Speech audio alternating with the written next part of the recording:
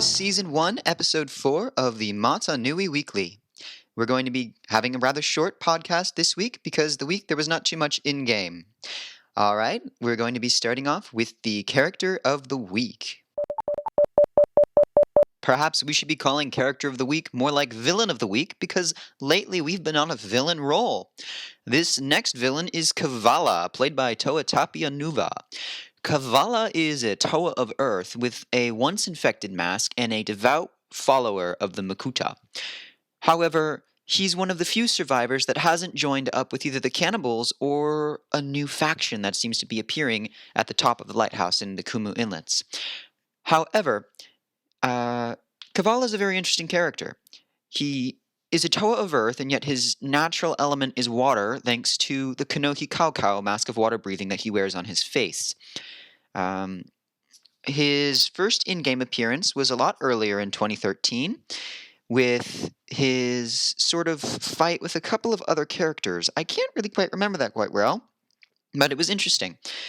He makes a rather dashing return and creates a huge splash by attacking the Infernavika during the Kumu Islets expedition. And he has been a very interesting character to watch through that fight, and I look forward to seeing what Toa Tapia does with Kavala next.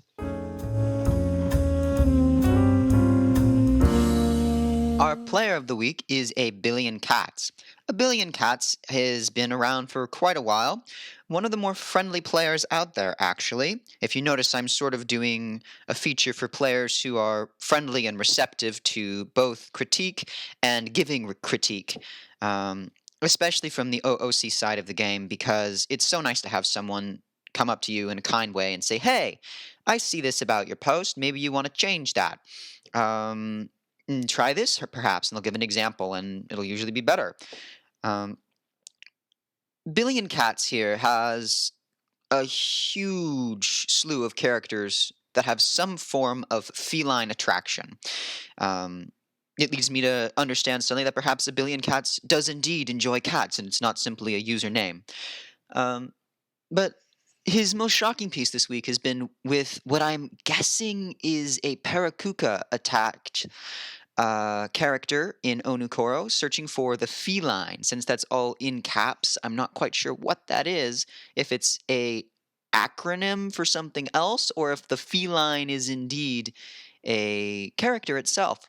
To save the suspense and mystery, I have yet to look up the profile, and I will not be sharing it on the podcast, so there's no spoilers. But our player of the week is A Billion Cats for their perfect use of cats in the game.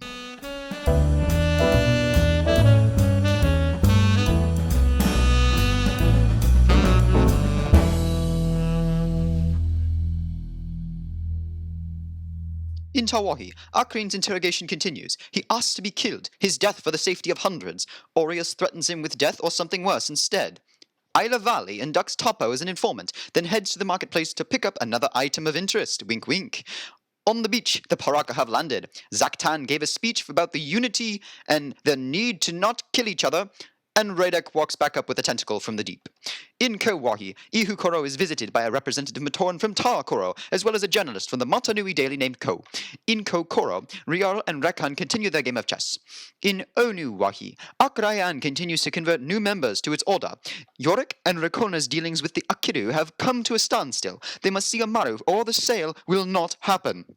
An amnesiac is taken to the Ussery HQ for questioning. He still thinks Ussel's talk.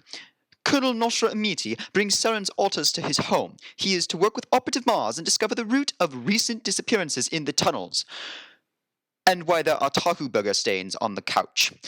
Junyas continues to read about technology and Onukoro engineering at Wise Man's Archive.